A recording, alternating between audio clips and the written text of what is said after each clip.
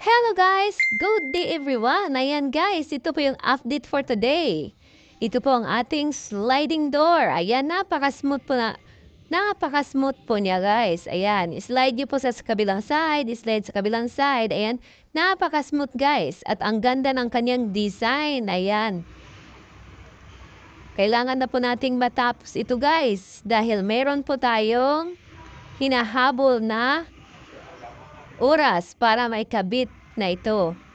Ayan guys, kung sino po ang gustong magpagawa ng ating window grills, sliding door, just PM lang po sa ating page.